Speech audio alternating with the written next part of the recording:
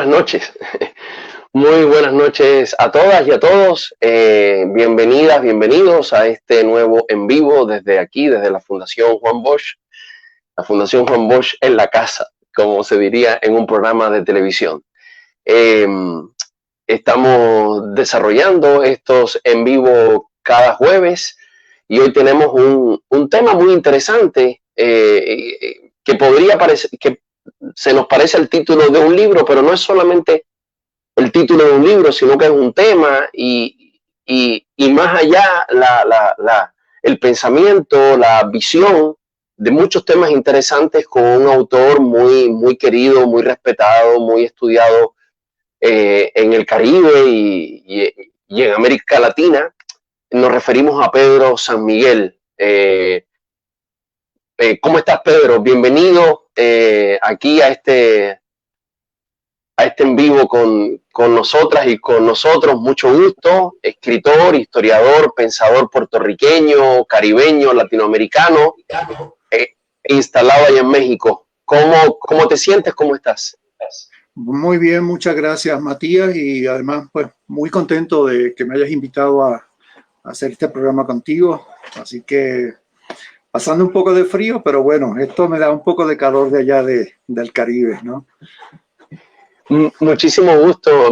Muchas gracias por haber accedido a esta invitación. Hay mucha gente que estaba muy deseosa de este encuentro, de verte, de escucharte, de beneficiarse con todas las cosas que tienes que aportar. Eres una persona que ha investigado, que ha estudiado la historia dominicana.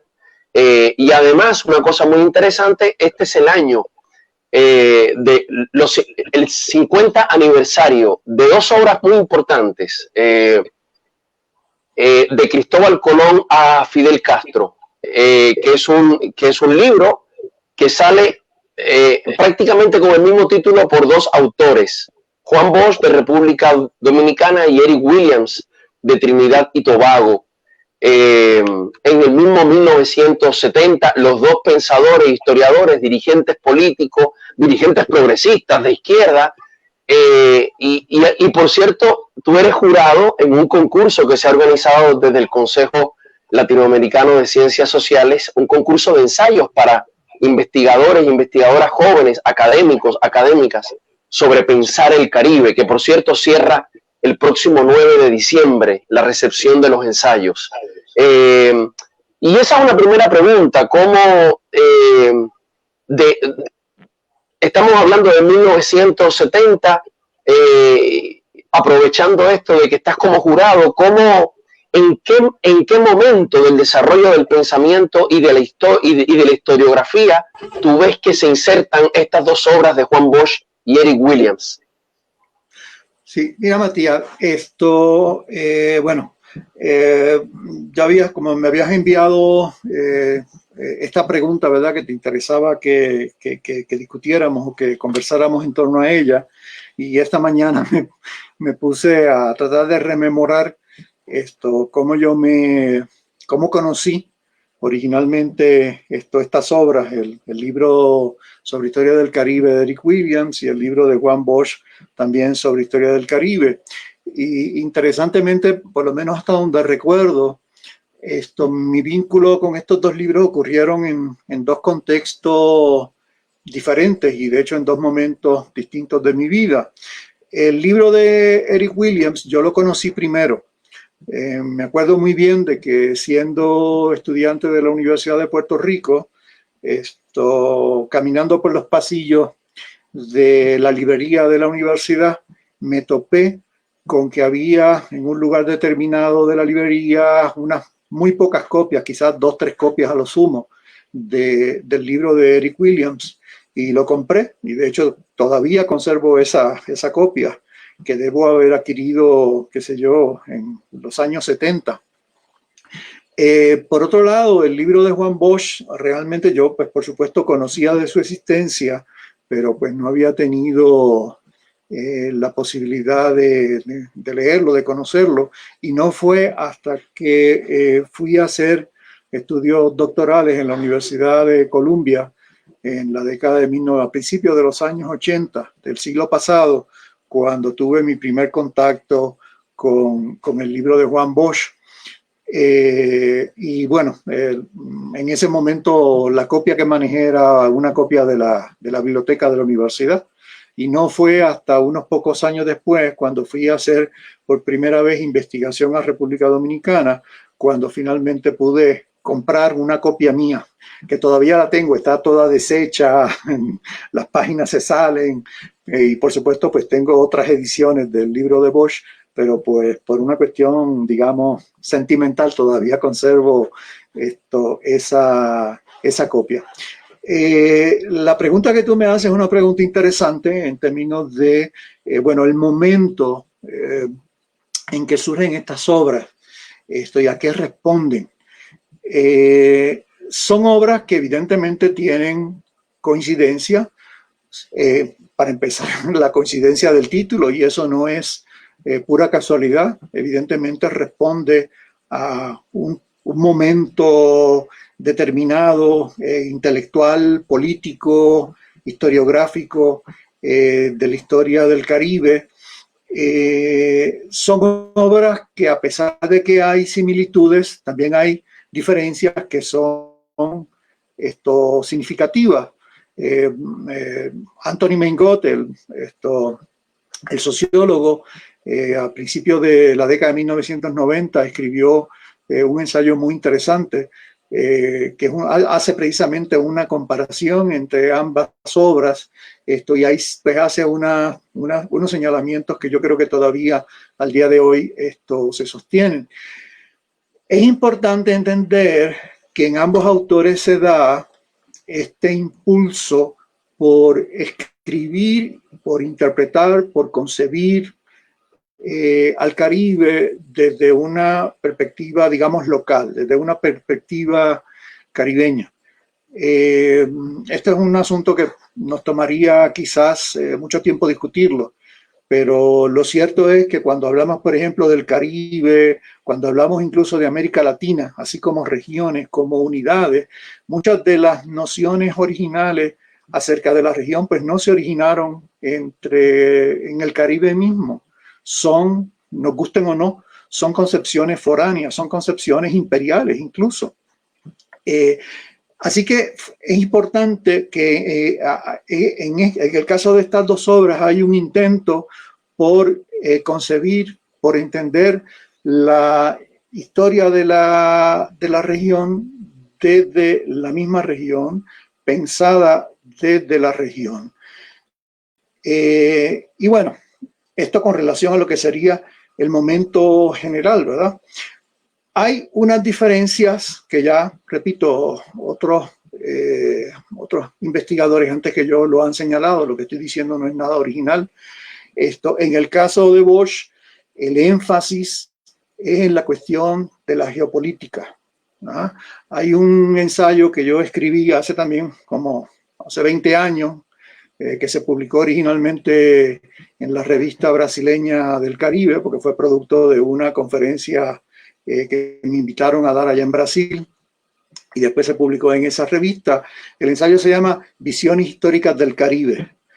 Y en ese ensayo yo trato precisamente como de identificar cuáles son las grandes interpretaciones, lo que yo llamé, no sé si es el término más apropiado, quizás una de las influencias de la posmodernidad, los metarrelatos en torno a los cuales se ha organizado la historiografía del Caribe. Y planteo que uno de esos metarrelatos, y que de hecho el primero, porque lo funda Cristóbal Colón, es el concepto, la noción de la geopolítica. Así que en algún sentido, si tú me preguntas, bueno, cómo ubicar la obra de Bosch en particular dentro de lo que sería la producción intelectual acerca del Caribe, yo creo que la obra de Bosch es la obra que mejor sintetiza, que pretende ofrecer una visión más abarcadora acerca de cómo la geopolítica ha incidido sobre la historia del Caribe. En ese sentido, me parece que la obra de Bosch pues tiene un mérito notable porque ofrece esa, por decirlo así, esa síntesis, es la obra que sintetiza, ¿verdad?, toda esa concepción. Por otro lado, me parece que si la comparamos con la obra de Eric Williams, hay unas diferencias porque la obra de Eric Williams, si bien es cierto que incluye la visión geopolítica, incluye también otras perspectivas, ¿verdad? La cuestión de la economía, la cuestión social, sobre todo lo que gira en torno a la esclavitud. Entonces, en ese sentido, es una interpretación o es una obra que tiene como unas perspectivas más diversas. La obra de Bosch está más concentrada, ¿no? A pesar de que ambas obras, te digo, se insertan en ese momento en particular. Yo creo que la obra de Bosch, por decirlo así, cierra un ciclo, porque esto yo creo que es interesante también. La historiografía del Caribe, en general, había sido una historiografía muy dominada precisamente por los temas geopolíticos, que tiene que ver con el vínculo con las metrópolis, y también por el tema político. Más o menos hacia finales de los años 60, principios de los 70, de hecho yo creo que es en la década de 1970 cuando esto hace eclosión. A partir de la década del 70 lo que vamos a ver es un cambio historiográfico muy significativo. ¿Por qué hay un cambio historiográfico muy significativo? Y no solamente en el Caribe, en América Latina, en Estados Unidos, en Europa.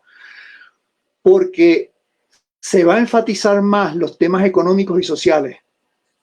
Entonces, si tú te fijas, en algún sentido, la obra de Bosch, como está concentrada en la cuestión geopolítica, tiende a sintetizar lo que fue unas tendencias que venían previamente. La obra de Eric Williams comienza como a insertarse en lo que van a ser las corrientes historiográficas que van a dominar en el Caribe. Yo te diría que a partir de la década de 1970 hasta finales del siglo XX. Entonces son obras que, si bien es cierto, tienen elementos comunes y también pues hay una especie de diálogo, de comunicación, de conexiones, pero son obras distintas. Y te digo, bueno, eso lo elaboró mucho Mengot en su ensayo, que es un ensayo muy bueno, muy interesante. También hay que tomar en consideración, que es una de las cosas que plantea Mengot, pues quiénes son los autores y de dónde vienen y a qué están respondiendo. Entonces también hay que partir de la premisa. Bosch, bueno, pues estaba muy inserto en la política. Eric Williams evidentemente también participó de la política, pero Bosch, la experiencia política de Bosch de los años 60, yo creo que va a marcar precisamente el contenido de su obra sobre el Caribe. Bueno, pues asciende a la presidencia, al poco tiempo sufre un golpe de Estado, a esto lo sigue la Guerra de Abril, la intervención norteamericana, es decir, él se inserta en términos de sus vivencias personales en el contexto álgido de la Guerra Fría. Entonces es muy comprensible. De hecho, esta mañana, para un poco conversar sobre esto, estaba echándole una mirada muy rápida al libro de Juan Bosch, El Pentagonismo, sustituto del imperialismo, que de hecho creo que fue lo primero que yo leí sobre Juan Bosch.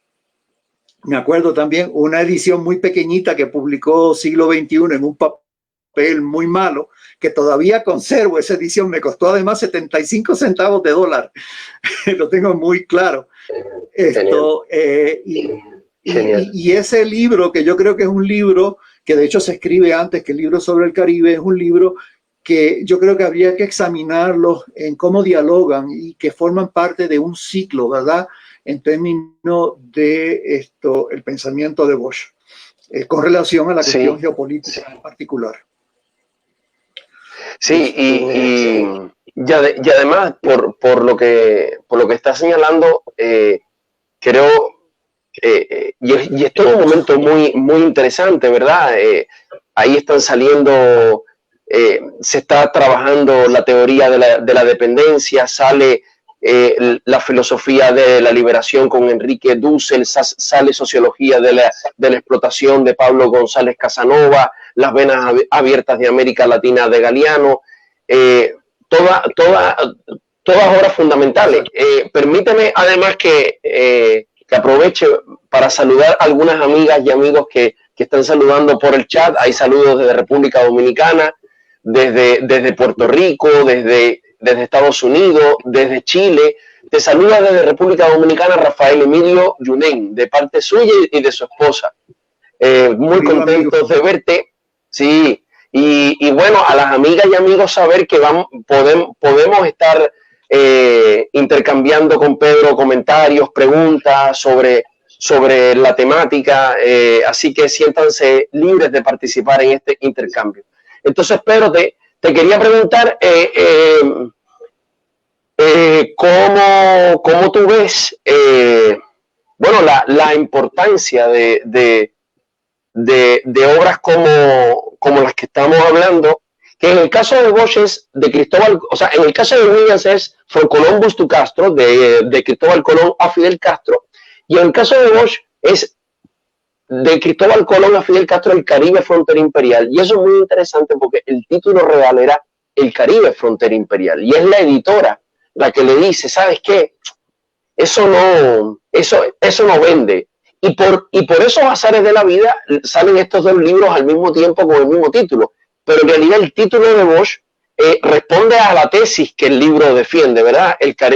Esa frase que él dice, la historia del Caribe es la lucha de los imperios por apropiarse de los territorios y la riqueza, la lucha entre los imperios por esos territorios y riqueza y la lucha de los pueblos por liberarse.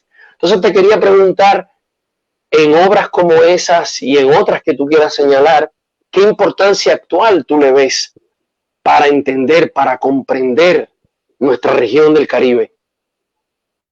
Mira, antes que nada, lo que tú acabas de señalar sobre la cuestión del título, que bueno, yo desconocía, ¿verdad? Que fue una decisión de la editorial o una sugerencia de la editorial, me parece muy interesante. Uno de los grandes aciertos de ese libro de Bosch fue precisamente el título, porque es un título que sintetiza muy bien. Yo creo que una buena virtud de un libro es que el título refleje de forma pues, lo más apropiada posible cuál es su contenido. Y ese libro, ese título, como dicen allá en Castilla la Vieja, es muy catchy, porque eso de la frontera imperial, pues ciertamente agarra y además que sintetiza lo que es en última instancia el argumento central del título. Con relación al enfoque, ¿verdad? Que es la cuestión de la geopolítica. Evidentemente, estos asuntos de la geopolítica han sido cruciales en la historia del Caribe. Y yo pues, no voy a ser quien lo niegue, aunque yo en particular, bueno, no me he dedicado a trabajar este asunto de forma pormenorizada, ¿verdad? O detallada.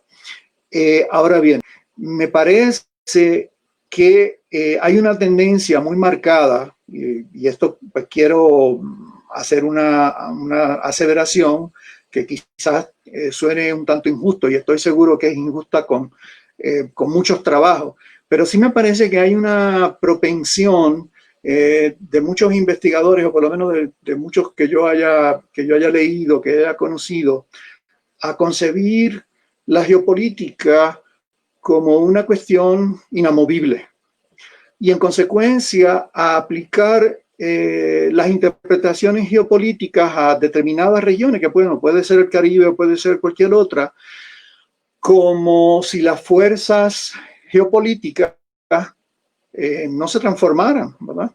El problema es que la historia precisamente es eso, transformación. Ahora mismo nos encontramos en un momento en la cual la geopolítica mundial se ha transformado de forma radical en un periodo de tiempo relativamente breve, en cuestión de, no sé, 20, 30 años. Entonces a mí me parece que todavía muchos de los textos que se producen acerca del Caribe, que tienen como foco la geopolítica, en muchas ocasiones no dan cuenta de estas transformaciones y eso me parece que es un error desde el punto de vista historiográfico. Quiero hacer esta observación que debería haberla hecho desde el inicio de esta conversación. Una obra como la obra de Bosch pues se puede leer desde múltiples perspectivas, como suele ocurrir con las grandes obras y sobre todo con esas obras que nosotros consideramos o podamos considerar como clásicas. ¿Ah? Así que esta obra de Bosch, como otros trabajos suyos, se pueden leer desde diferentes perspectivas y se pueden concebir desde diferentes perspectivas. Una perspectiva es la perspectiva política, ¿verdad? Tiene sus virtudes, tiene sus limitaciones.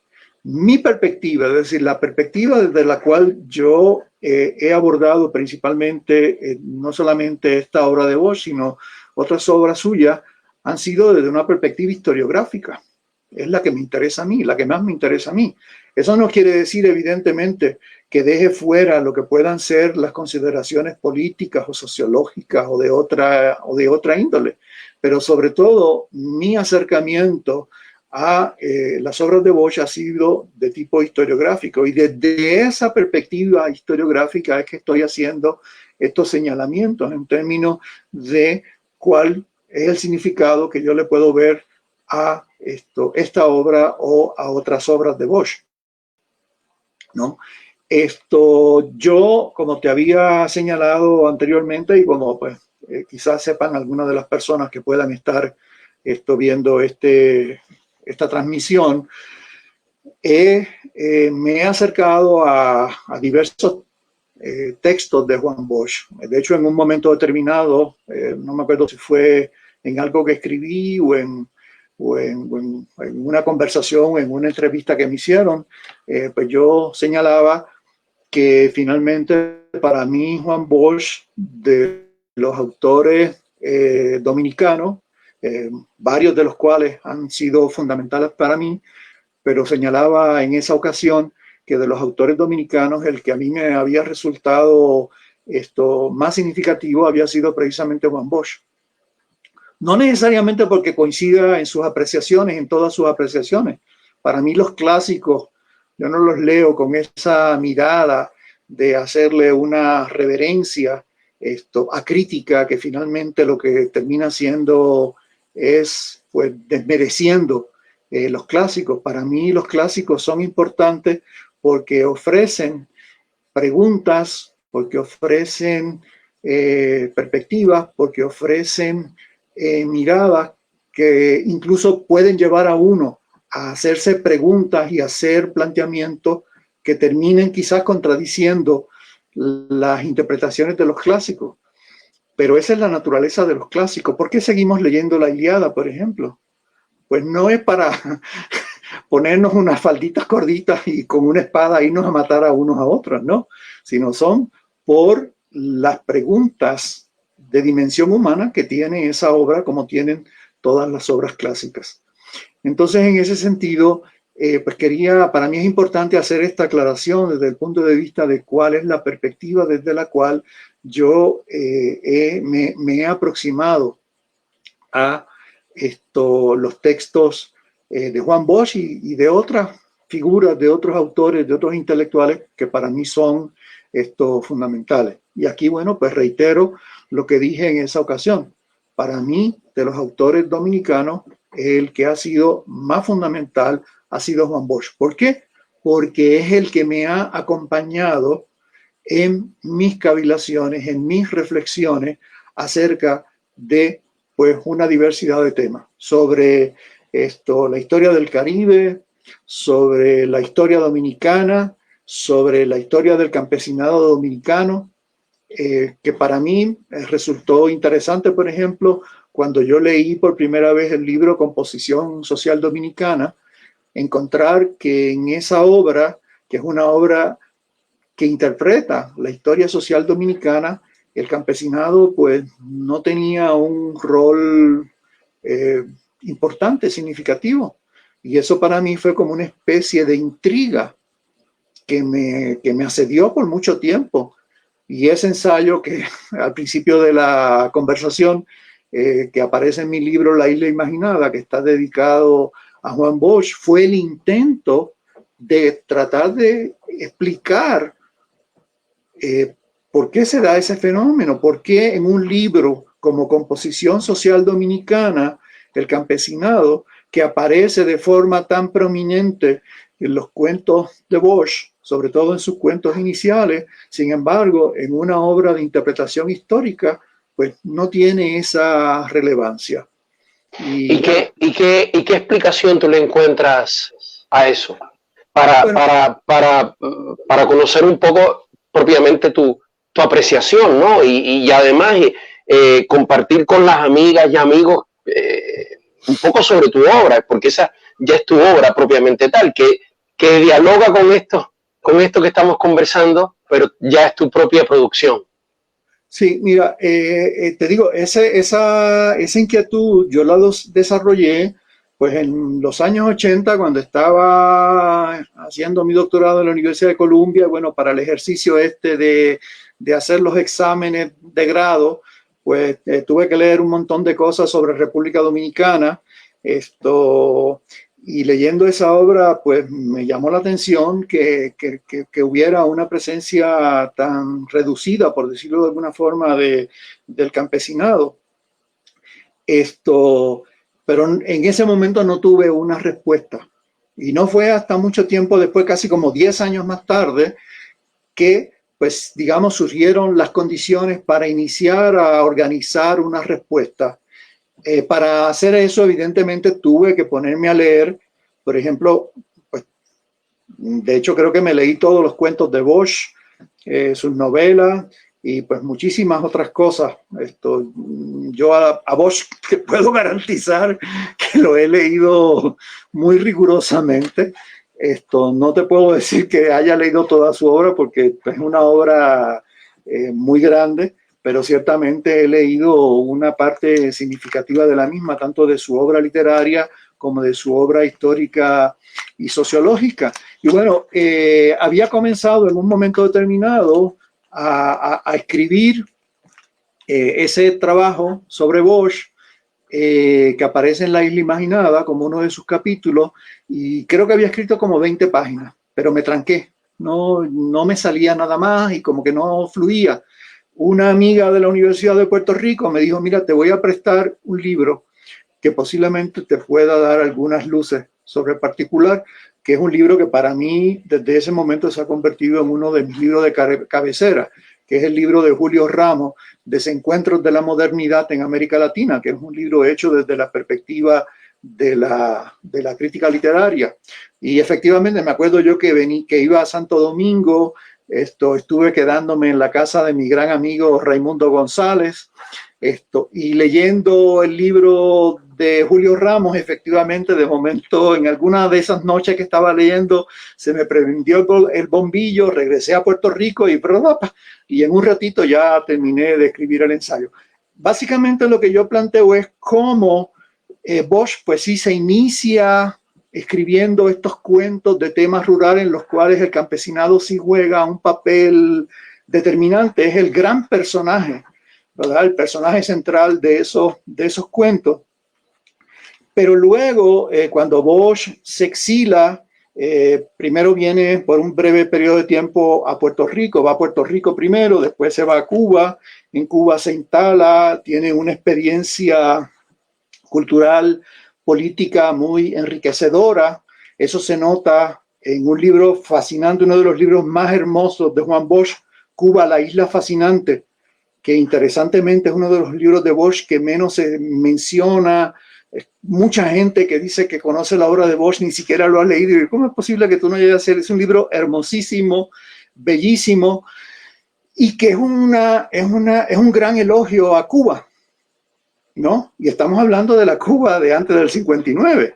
Entonces, un elogio, y de hecho, en la parte final de ese libro, Bosch hace una apología de la gran burguesía azucarera cubana, porque pues él explicaba, ¿verdad?, la grandeza de Cuba en términos de que Cuba había contado con una clase dirigente que él echaba de menos en República Dominicana y que echaba de menos en otros países de América Latina. Entonces, a mí me pareció que este libro ofrecía unas pistas interesantes para entender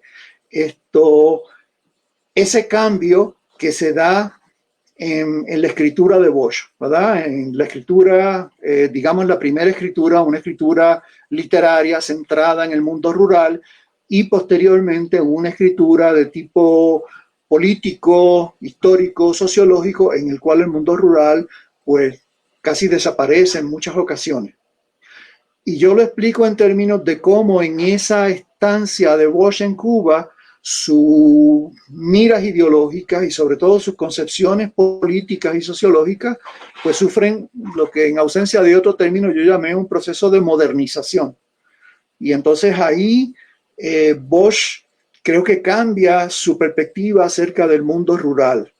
Y ya el mundo rural, pues no es ese mundo de reivindicación que en algún sentido aparece en su obra cuentística, sino que pasa a formar parte de un mundo que de alguna forma hay que superar para lograr la modernización de República Dominicana. Entonces, un poco por ahí es que yo ofrezco esa explicación de por qué se da ese cambio, que dicho sea de paso, es un cambio que yo me he topado con ello en otros intelectuales de tesitura muy distinta. Te puedo mencionar un caso que para mí es emblemático, y también emblemático porque además lo he estudiado detenidamente, que es el caso del historiador estadounidense John Womack, que siendo un joven historiador escribe una obra maravillosa, una obra extraordinaria, muy conocida, titulada en español, bueno, que el título en inglés y en español es exactamente el mismo, Zapata y la Revolución Mexicana, ¿no? Que es un libro que en un momento determinado posiblemente era el libro sobre América Latina que más se citaba en el mundo entero. Y en ese libro, John Womack ofrece una interpretación de la Revolución Mexicana que gira en torno al papel del campesinado. Posteriormente, John Womack, que bueno, cuando escribe ese libro es un hombre de miras progresistas, pero posteriormente se convierte en marxista, o sea, se convierte en un izquierdista duro. Y de línea dura quiero decir que entonces su interpretación histórica tiende a girar fuertemente en torno a los asuntos económicos. Y en ese momento de la historia intelectual de Womack, pues Womack adopta otra concepción acerca del campesinado y de su participación en la Revolución Mexicana. Hay un ensayo que escribió Womack para esta obra, una obra en varios tomos, que auspició la Universidad de Oxford ya en los años 80, 90, que es una historia sobre América Latina. Womack escribió para esa obra el capítulo sobre la Revolución Mexicana. Y en ese capítulo creo que le dedica 2 párrafos al tema del campesinado. 2 párrafos. Y alguien me dijo, alguien que debe estar bastante enterado, porque fue alumno de Womack y bueno, hoy en día es profesor en una de las grandes universidades de Estados Unidos y es un destacado mexicanista, que esos 2 párrafos se los añadió Womack porque el editor de la obra, que fue el historiador británico Leslie Bethel, cuando vio el capítulo dijo, oye, pero aquí no dicen nada del campesinado, entonces tienes que decir algo. Womack le añadió dos párrafos. Entonces es un fenómeno que te digo que es más común de lo que podría parecer y que tiene que ver con las transformaciones ideológicas y políticas que sufren los intelectuales, ¿no? Lo cual es totalmente... No. Sí. Sí, sí, y que como tú bien dices, tiene que ver con que Composición Social Dominicana, además que es un libro que el autor pone de inicio, ¿no? Este es un esfuerzo por explicar la historia dominicana desde la perspectiva de la lucha de clases, ¿no? Y ahí el objeto de estudio, ¿verdad? Son las contradicciones de clase. Me parece súper interesante lo que has dicho. Además tiene que ver con cómo él, ¿verdad? Pone sobre el tapete esta categoría estudiada por todas las personas que han estudiado ciencias sociales en estas décadas en República Dominicana, la famosa pequeña burguesía y sus diversas capas, ¿no? Oye, déjame saludar aquí a diferentes amigas y amigos: Luis Guzmán, Carlos Sánchez, Ariel Núñez desde Massachusetts, Evangelina del Orbe, Nancy Negrón, Javier Césani desde Puerto Rico, Jacqueline La Guardia, que debe estar en Trinidad y Tobago o en La Habana,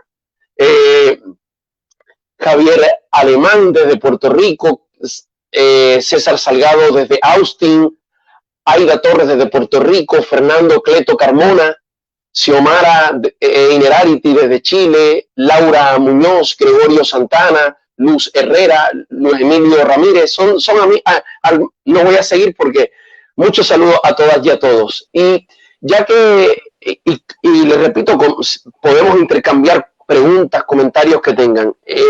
Ya que has estado un poco comentando por ahí, has estudiado República Dominicana y ya has estudiado cómo se entiende, cómo se ha pensado, cómo se ha imaginado, cómo ha sido comprendida la República Dominicana. Y bueno, en general, yo ahí te quisiera preguntar primero, cómo tú ves reflejada en la historia de nuestros países, Puerto Rico, por decir, Cuba, Haití, República Dominicana, Jamaica, por decir México también, que estás allá, ¿cómo tú ves esa marca desde tu ángulo de esta condición de fronteras de imperios? ¿Todavía se le puede ver esa marca? ¿Todavía carga o tiene estampada, ¿verdad?, esa historia de frontera de imperios? Y segundo, ¿cómo tú ves, con cuáles cosas carga aquello que tú has investigado en República Dominicana, esa isla imaginada, para quienes no han tenido la posibilidad de leerte? ¿Qué cosas tú consideras, verdad, que son muy importantes en una sociedad, bueno, que por ejemplo, el año próximo se cumplirán 60 años del inicio del fin del Trujillato? 60 años es mucho tiempo. Ahí te pregunto, en nuestra región todavía con unas marcas de la frontera de imperios y República Dominicana, ¿cómo ha sido pensada, cómo ha sido concebida y cómo ha sido tratada, ¿verdad?, por quienes así la han pensado? Bueno, ahí esa pregunta compuesta, porque son varias cosas, ¿no? Mira, evidentemente el Caribe no se puede desprender de esa historia de frontera imperial. Ahora bien, creo que también hay que tomar en consideración cómo entendemos el concepto de la frontera. Porque la frontera se puede entender en un sentido duro, geopolítico, pero también se puede entender desde otra perspectiva. Por ejemplo, yo te decía hace un rato, les decía hace unos minutos, que a partir de la década de 1970 hay un cambio historiográfico importante. Un cambio que le prestó mayor importancia a temas de índole económico, a temas de índole social y eventualmente, sobre todo a partir de la década de 1980, y en eso estas corrientes llamadas posmodernas jugaron, me parece a mí, un papel crucial, determinante en temas de índole cultural.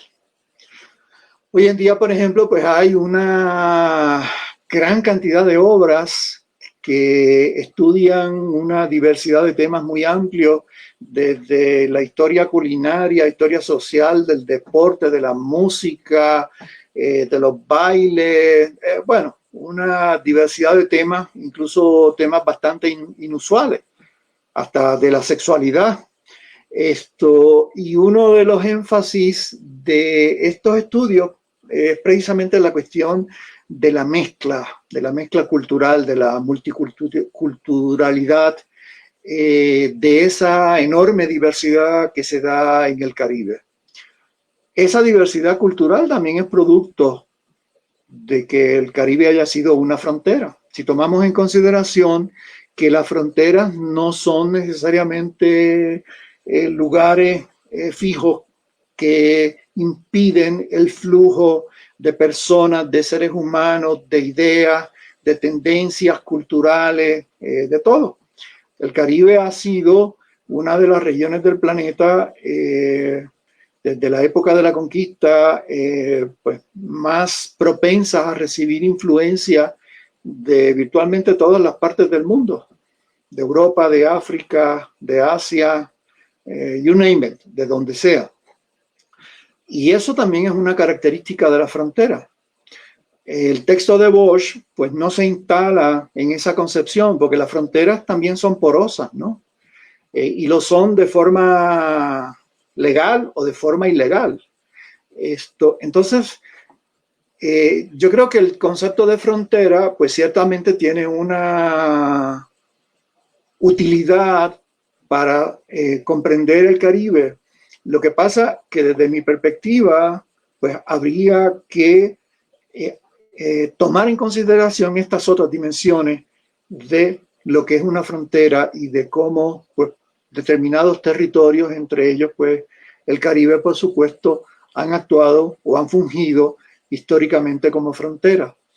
Entonces, en ese sentido, yo creo que consciente o inconscientemente, el grueso de las investigaciones que se han venido haciendo acerca del Caribe en las últimas décadas, lo que han hecho ha sido precisamente ofrecer elementos para repensar esa función histórica del Caribe como frontera.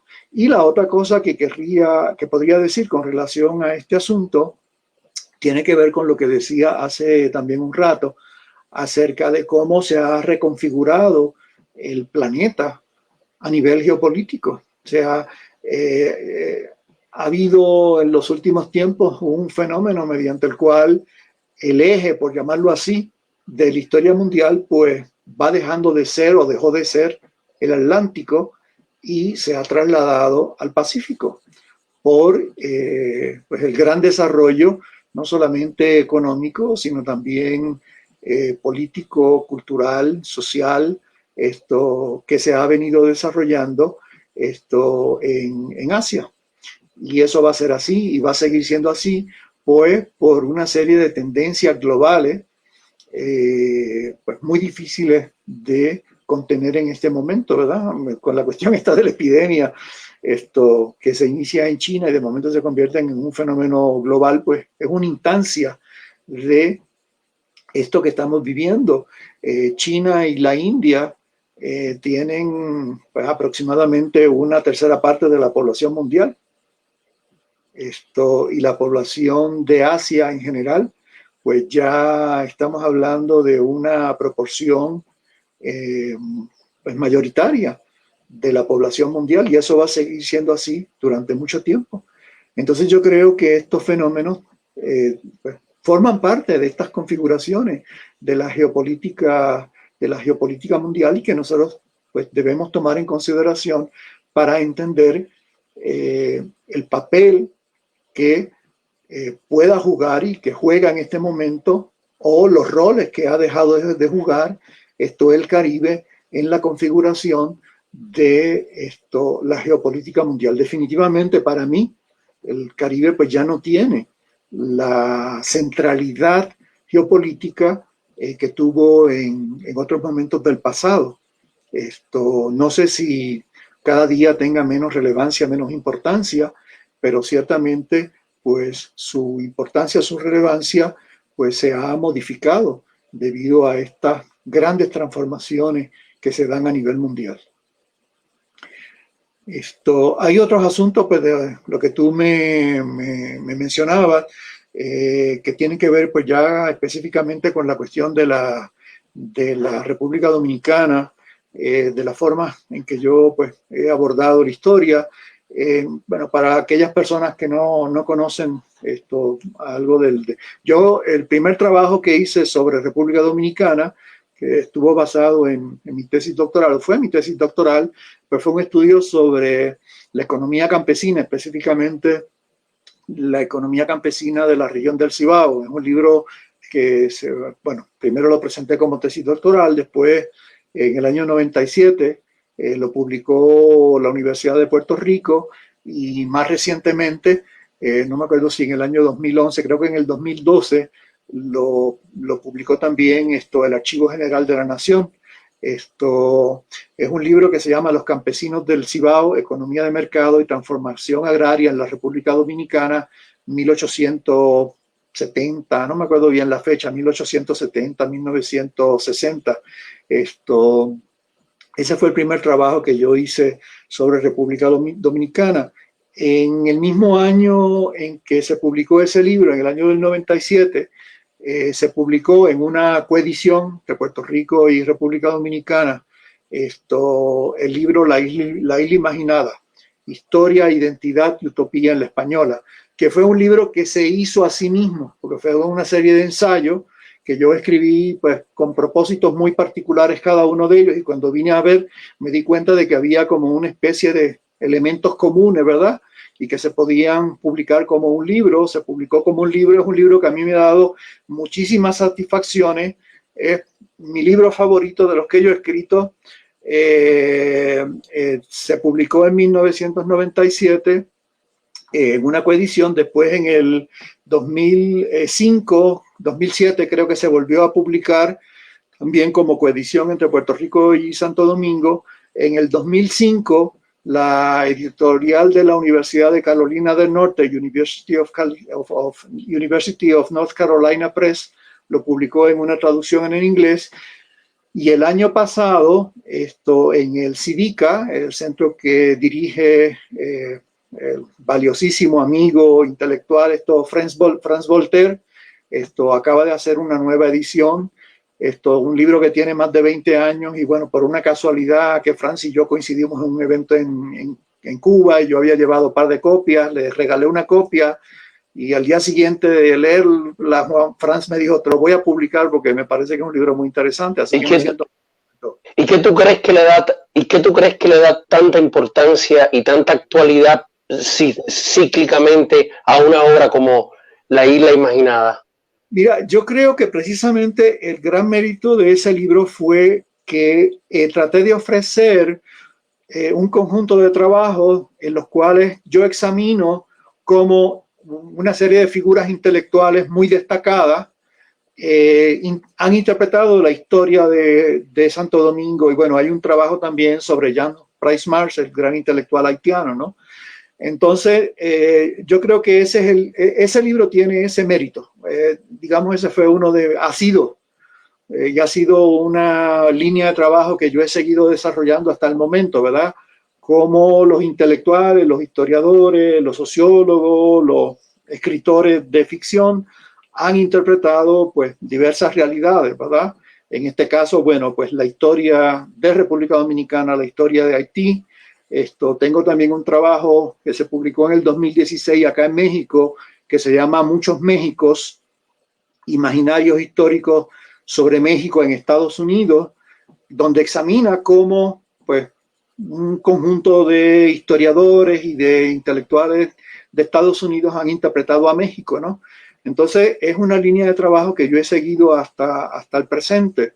Y te digo, quizás la principal virtud de ese libro de La Isla Imaginada es esa, de que yo pues examino a figuras pues muy importantes, ¿verdad? Peñavalle, Balaguer, Juan Bosch, por supuesto, Pedro Francisco Bonó, Sánchez Valverde, y otros autores dominicanos, Jan Price Mars por el lado haitiano, cómo han ofrecido interpretaciones sobre República Dominicana y sobre Haití.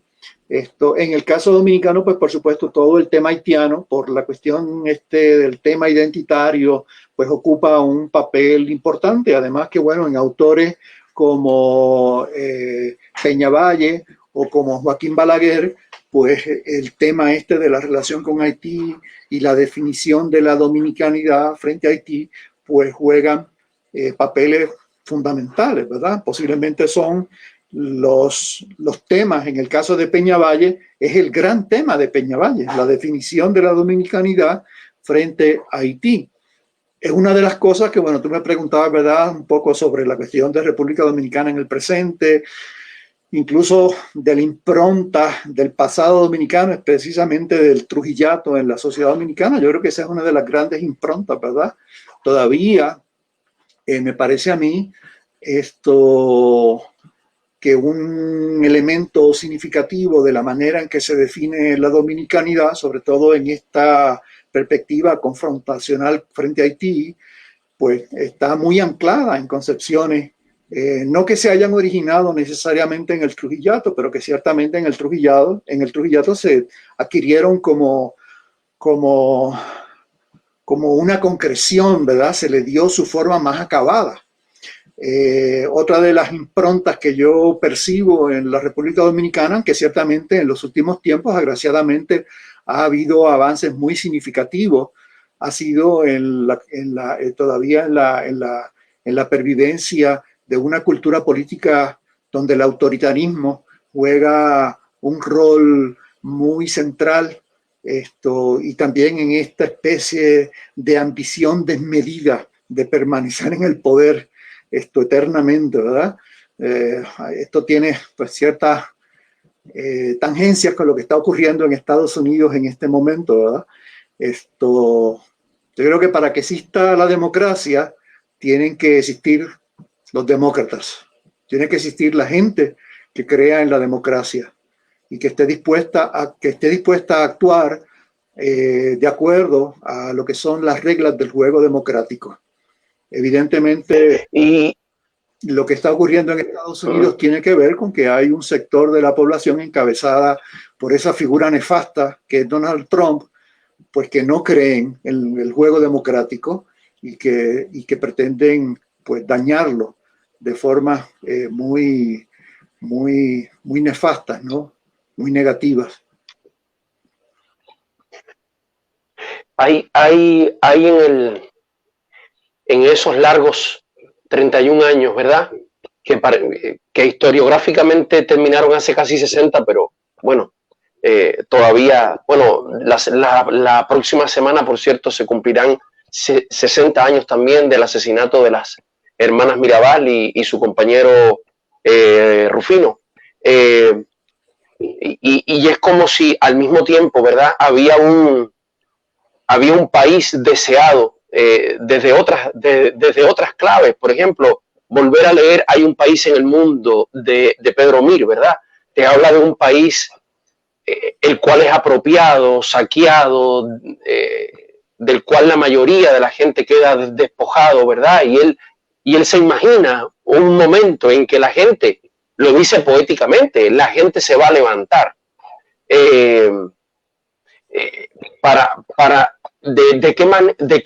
¿Tú crees que, porque lo mencionaste, tú crees que el trujillato de alguna manera, aunque no hayan ciertas cosas nacido con el trujillato, tú crees que en el trujillato se solidificaron, se consolidaron? Yo soy de quienes piensan que en estos 60 años la destrujillización de las ideas, de las mentes, de las almas, no ha sido una tarea fundamental. Nadie se ha planteado, nadie que haya tenido la posibilidad real de hacerlo, se ha planteado como tarea barrer con cosas como la que tú estás diciendo, por ejemplo, o superar la cultura, vamos a decirlo así, superar la subjetividad autoritaria. ¿Tú crees que el trujillato tuvo una capacidad de marcar de manera definitiva, por lo menos cosas que antes estaban esbozadas tal vez, pero no estaban instauradas socialmente de la misma forma? Yo creo que sí, yo creo que el trujillato creó, ¿verdad? Consolidó, por decirlo de alguna forma, una serie de tendencias, de propensiones, de inclinaciones, que no es que no estuvieran, no es que no existieran anteriormente, pero durante el trujillato se le da forma desde el poder, desde el Estado. Y además, precisamente por la potencia que tuvo el trujillato, que que penetró profundamente a la sociedad dominicana. Yo esto lo he hablado en varias ocasiones con diferentes amigos y colegas, incluso de diferentes partes de América Latina, ¿verdad? Se me hace muy difícil pensar en un régimen político que en América Latina haya tenido esa capacidad de penetración tan profunda dentro de la sociedad. América Latina pues es una región del mundo que ha sufrido una gran cantidad de regímenes políticos autoritarios, dictatoriales, nefastos en todo el sentido de la palabra. Pero posiblemente el Trujillato ha sido uno de los pocos regímenes políticos en América Latina que haya alcanzado esa categoría que solemos identificar, por ejemplo, con los regímenes fascistas europeos del totalitarismo.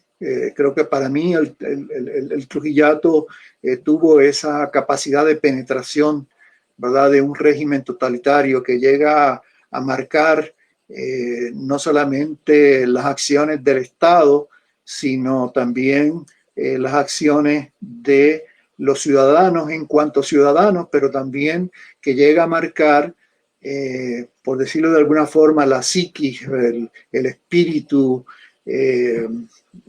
las ideas, las mentalidades de las personas. Y eso no desaparece. 60 años puede parecer mucho tiempo, pero quizás en la historia de un pueblo esto no es un periodo de tiempo particularmente largo. Y no quiere decir, ¿verdad? Agraciadamente en República Dominicana, sobre todo en los últimos tiempos, ha habido avances significativos. Creo que es una sociedad mucho más, que tiene mucha mayor capacidad de reacción frente a aquellos elementos que la pueden socavar, que la pueden debilitar. Que pues, digamos en el Trujillato o en la época, ¿verdad?, de los 12 años de Balaguer, que Balaguer fue el gran continuador del Trujillato. Y además Balaguer yo pienso que fue el gran corruptor de la sociedad dominicana. La corrupción permeó los regímenes de Balaguer porque pues Balaguer era un hombre políticamente muy astuto y se percató que la corrupción pues era una forma de poder instaurar pues su régimen y de mantenerse en el poder. Así que para mí habría que pensar también en esta especie de continuidad que representó Balaguer respecto de el Trujillato. Así que bueno, en República Dominicana pues, evidentemente ha habido avances muy significativos en los últimos tiempos.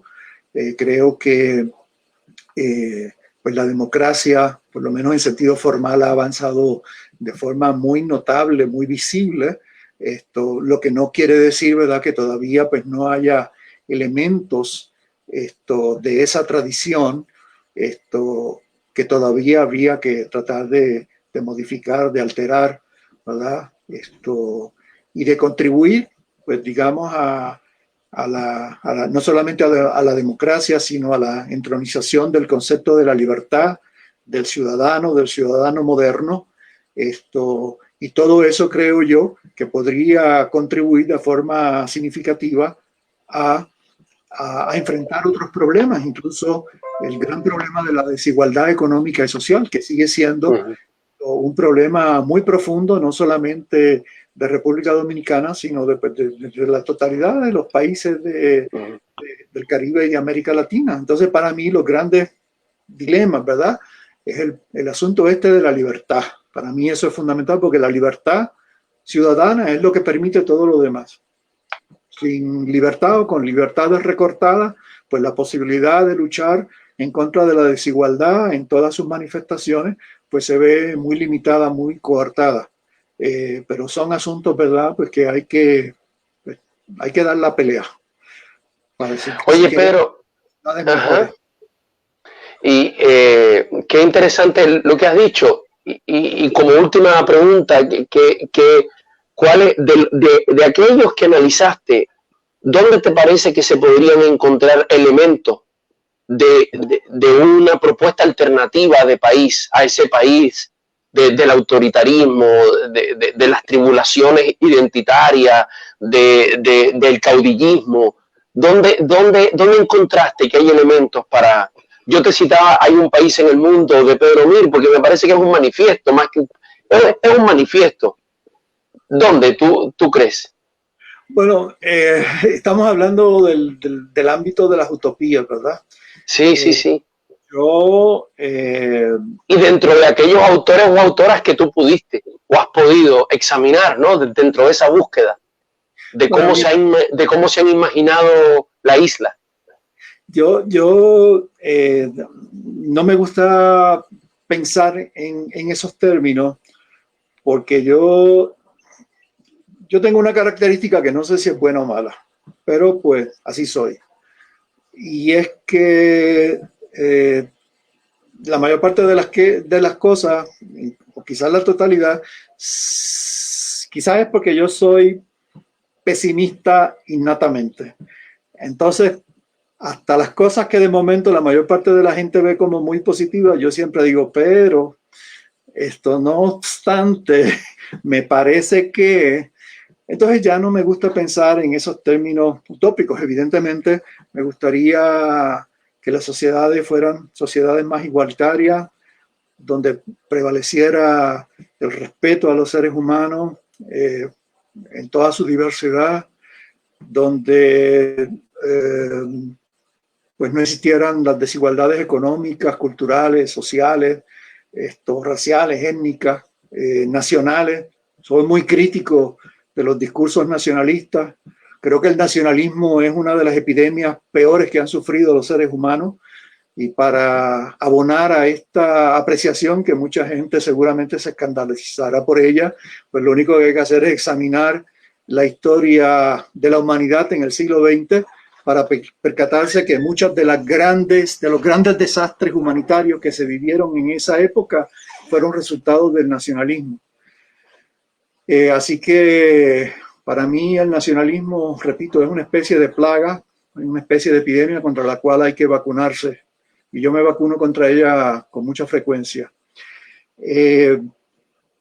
Me gustaría, anhelaría, ¿verdad?, que las sociedades humanas fueran mejores, pero por otro lado no creo, dejé de creer en las ingenierías sociales que pretenden reconstruir la totalidad de las sociedades, porque eso implica reconstruirnos totalmente a los seres humanos, y creo que eso es imposible. Porque los seres humanos somos lo que somos. No somos dioses, no somos demonios, somos humanos. Pero no creo en la ingeniería social, no creo en los grandes, dejé de creer en los grandes proyectos de que transformamos, no creo en la idea del hombre nuevo. El hombre nuevo es un concepto religioso, es un concepto metafísico en el cual no creo. ¿Por qué? Porque los seres humanos no somos ángeles, no somos demonios, somos seres humanos. Estamos hechos de muchas cosas, ¿verdad?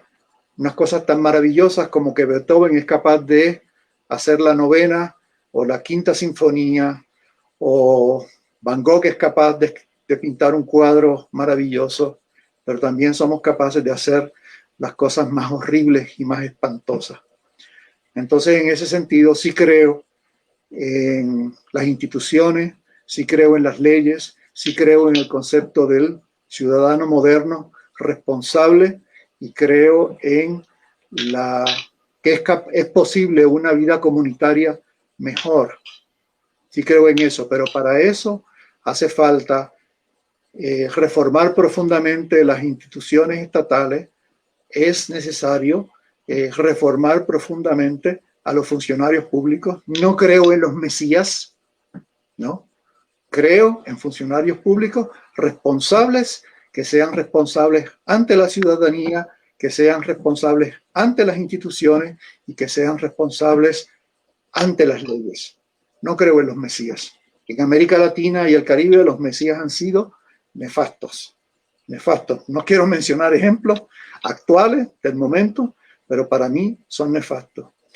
Y si hay una posibilidad de que tengamos sociedades mejores en el Caribe, en América Latina y en muchos otros países o en la totalidad de los países del mundo, pues por ahí es que yo creo que se deben buscar las alternativas, no en no en Mesías, no en ideologías apocalípticas o en ideologías que prometan un paraíso terrenal, porque eso no existe. No existe y no va a existir, porque somos humanos. Oye Pedro,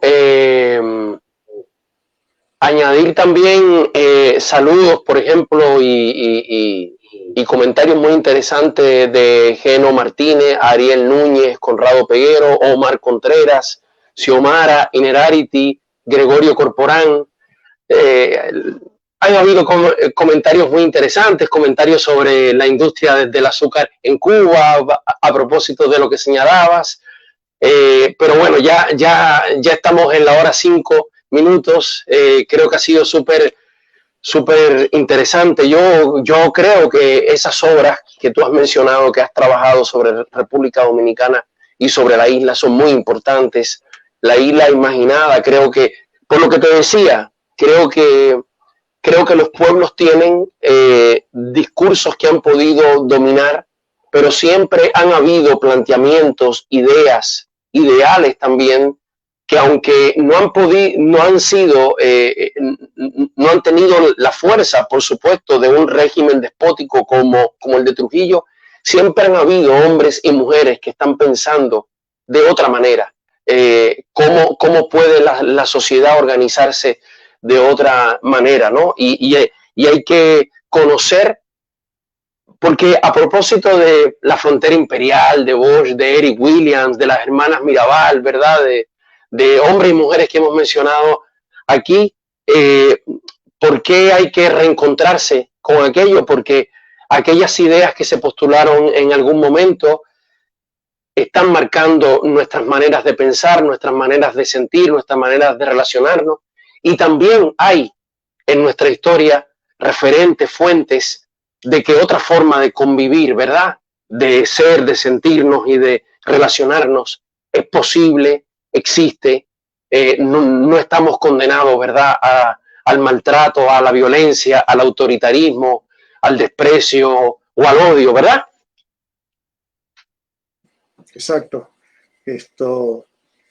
Concuerdo plenamente contigo. Incluyendo la libertad, incluyendo la libertad como libertades individuales, libertades colectivas, libertades de nuestros países, ¿verdad? Sí, mira, Matías, a veces alguna gente se desconcierta, hasta se molesta conmigo, ¿verdad? Porque pues, yo tengo posiciones como muy extrañas, por decirlo de alguna forma. Y alguna gente me dice, que tú no te comprometes con nadie. No, al contrario, yo soy una persona muy comprometida. Soy comprometida, para empezar, con mi conciencia. Para mí eso es irrenunciable. Y en segundo lugar, digamos, mi credo político fundamental. Yo no quiero para otras personas lo que no puedo querer para mí.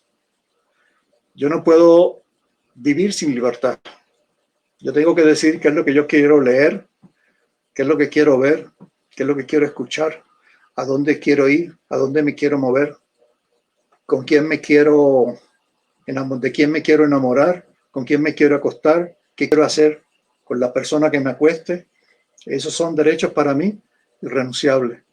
Por lo tanto, cualquier régimen, cualquier ideología, cualquier concepción de la naturaleza que sea, incluso ideologías o propuestas políticas que digan que es por el futuro, por el mejorar la humanidad o por lo que sea, que impliquen algún tipo de restricción a esas libertades que yo considero fundamentales, para mí no es aceptable un sistema político de esa naturaleza. Y como yo no quiero esas cosas para mí, no las puedo querer para otras personas. Para mí esa es la esencia de lo que sería, digamos, mis principios políticos, que tiene, me parece a mí, como fundamento un concepto ético, ¿verdad? Y debemos recordar eso en nuestra tradición. La tradición occidental, quienes fundan la política son los griegos. Y para el griego no existía una diferencia entre la política y la ética. Y debemos recordar eso. Y en ese sentido, yo creo que una de las cosas reivindicables, innegables de Juan Bosch, de la figura de Juan Bosch, es esa, ¿verdad? la existencia de una concepción de la política fundada en criterios éticos. Eso sí yo creo que es importante. Pedro, muchísimas gracias. Aquí te mandan saludos también Raimundo González, tu amigo, a quien recordabas, de quien recibiste aquel libro que nos contabas, te dio el chispazo para poder terminar tu texto. Francisco Pérez, Miguel Don Gil, bueno, son muchos saludos y muchos los comentarios. Creo que ha sido una dicha contar contigo en esta noche. Queda por saber cómo ves Puerto Rico, cómo ves México, dónde estás. Pero bueno, se nos acabó el tiempo y lo que sí te queremos es agradecer muchísimo. Ha sido súper interesante. Era un deseo que teníamos, un anhelo poder compartir contigo, recordar a las amigas y amigos que nos están viendo que el concurso del cual tú eres uno de los jurados, el concurso Pensar el Caribe desde Eric Williams y Juan Bosch a 50 años de sus obras, está abierto todavía hasta el 9 de diciembre en Claxo, Consejo Latinoamericano de Ciencias Sociales. Ahí lo pueden encontrar. Por cierto, Jacqueline La Guardia, que ha estado aquí pendiente de la actividad, es co-coordinadora del grupo de trabajo Crisis, Alternativas y Respuestas en el Gran Caribe, que es parte de quienes han convocado a este concurso. Así que animamos a las personas, a quienes nos están viendo, a conocer tu obra, a leerla, a encontrarse con ella. Creo que haces unos aportes fantásticos y te agradecemos mucho y te deseamos mucha salud a ti, a tu familia, deseando que estés muy bien y que Puerto Rico esté bien, México esté bien y que sigamos adelante. Bueno, muchas gracias, Matías, por esta oportunidad. Fue una cosa que se tuvo como que ir posponiendo en varias ocasiones, pero finalmente se pudo dar. Así que me siento muy contento y sobre todo pues que haya habido pues, varios amigos ahí muy queridos, Rafael Emilio, Margarita Yunen, Nancy Negrón. Una mención muy especial porque Nancy Negrón fue mi compañera en la escuela superior allá en Puerto Rico. La quiero muchísimo. Mencionaste también a otra persona que me es muy querida, bueno, Raimundo González, amigo queridísimo. Muchos de mis grandes amigos. Todos queremos a Raimundo, todos queremos a Raimundo. Raimundo, exacto. Esto es como Mafalda, es totalmente querible, Raimundo. Así es. Bueno, otra persona que mencionaste que también aprovecho, mi Laura Muñoz, que es mi esposa, que está pues mirando para ahí. Qué lindo, qué lindo. Eso se llama compañerismo. Eso se llama compañerismo, ¿verdad? Eso sí que es solidaridad. Es la responsable que yo esté pasando frío aquí en el altiplano mexicano. Oye, de verdad que ha sido muy bonito. Creo que ha sido una contribución al pensamiento crítico, a plantearnos cosas, a replantear. Has tocado temas muy sensibles y nada, y aprovechar, ya que lo has mencionado, a que las personas tengan muy presentes, los amigos y amigas, que la semana que viene son los 60 años del asesinato de las hermanas Mirabal y de Rufino, días para reencontrarnos con los anhelos de memoria, de justicia, de libertad, como tú has dicho, de igualdad, porque las hermanas Mirabal fueron unas luchadoras por la igualdad, por la dignidad humana, por las libertades. Reencontrarnos con todo eso, conectarnos con todo lo que significan y bueno, todo lo que tú has dicho, ¿verdad? Que también esto de estar hablando con un puertorriqueño en México, somos eso, somos esa riqueza, somos esa amplitud.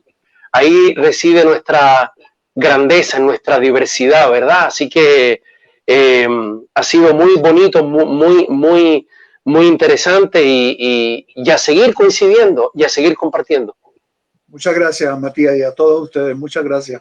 Me siento muy contento, muy honrado además. Muchas gracias. Muchísimas gracias a ti, que tengas muy feliz noche a todas y a todos, y a quienes, y Ana Félix Lafontaine también te saluda por acá, también notable historiadora, pensadora, antropóloga de nuestra República Dominicana. Ya tú ves qué público más lindo que has tenido, qué bonito que además tú motives que gente tan querida y tan respetada se encuentre en este espacio de la Fundación, que es un espacio para eso, para el encuentro. Así que bueno, saludos y a quienes nos seguirán viendo, porque estas grabaciones, a diferencia de los eventos antes, ahora esto queda registrado y los amigos y amigas lo podrán seguir viendo. Muchísimas gracias de todo corazón, Pedro. Feliz noche para ti. A usted igual. Muchas gracias. Y cuídate del frío. Igual, sí.